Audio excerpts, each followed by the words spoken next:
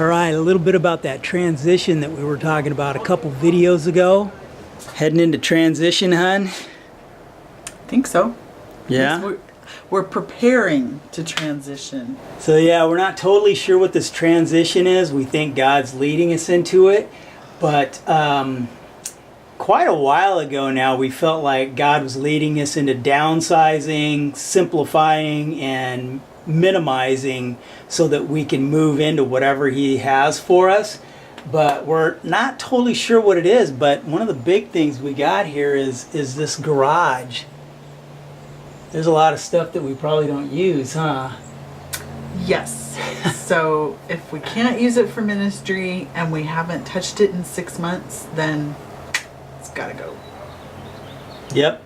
So we're going to go through this right now and see what we can get rid of. We're going to go through the house and everything and just see how much we can downsize. And kind of makes me think, you know, Jesus and the disciples, they had things pretty simple so that they had a lot of time and the time to be able to spend talking to people, sharing the gospel and making disciples and all that. And we just don't want anything holding us back from going wherever He wants us to go, or moving in, or doing whatever He has for us to do.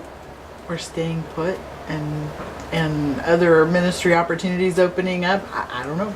We'll just less things to store, take care of, maintain, and whatever. So we don't know, but we do know we got some things to go through in the garage. Yep. First of all, you know, we've got an extra bike. We only need 3, so we probably would get rid of bike. Over here is a lot of stuff that we already have to donate. Unfortunately, the shop vac doesn't work anymore. That's really helpful when we're cleaning the garage. Up here, we've got lots of holiday decorations. Jennifer has lots of craft stuff under here. Over here, I think we got lots of boxes, lots of CDs, DVDs, videos, all kinds of stuff there. So we're going to have to figure out what we're getting rid of, huh, hun? Mm-hmm. All right, so where do you want to start? I know. I was kind of thinking that maybe, I know I have some, sounds ridiculous, but when Matt was younger, we used to use like a lot of recycled items for making crafts and stuff. And so I actually have tubs that are full of like recycle items. So I think it's time to just like maybe empty those tubs first and then be able to use them for stuff we're going to keep, so that we have like whatever we're keeping, make sure that that's in plastics instead of cardboard. It's a good idea. So let's figure out where we're going to start here. Yikes.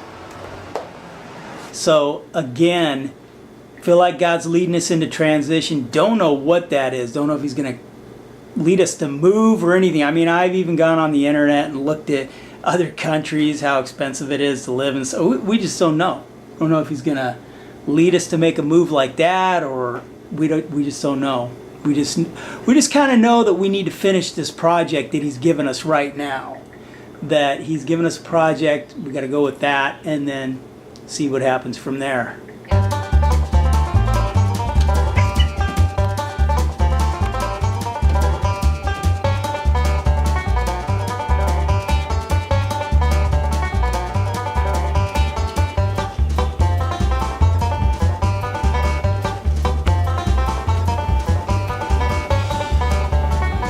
Getting out of there, huh, Polly?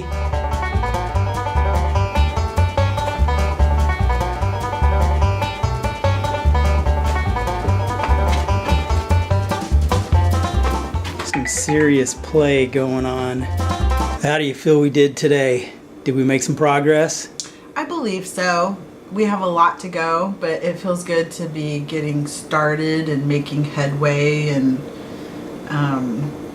Scott got one corner swept clean and gone through the, I guess, our athletic equipment. That sounds pretty spiffy, doesn't it? Athletic equipment and bikes.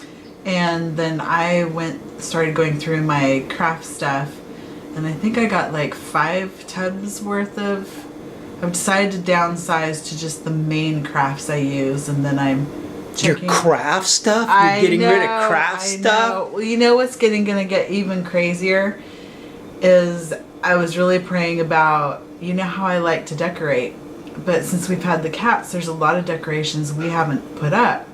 Yep. And Can't do much with these guys. I sort of, I don't know if debated is the right word, but was talking to the Lord about it, and I think it kind of comes down to that 6 months. If we haven't used it in 6 months, then it's got to go. So I'm kind of sad. I'm kind of sad, kind of not sad, but I don't know. Anyway, it's a new era. It's just the way it is. I'm sorry, hon.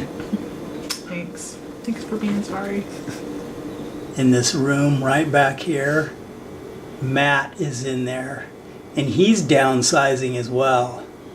He's downsizing on the amount of work he has left for the rest of this year. He's almost to summer. Right, Matt? Yup. Schoolwork, that is. The amount of schoolwork that he has left for the rest of this year. You know, it's become kind of a sign of success in America, just racing around, just running yourself crazy and busy on the phone, running around, meetings and everything else, you know. But I think there is something to the simplifying and slowing things down a little bit so that we have time for people.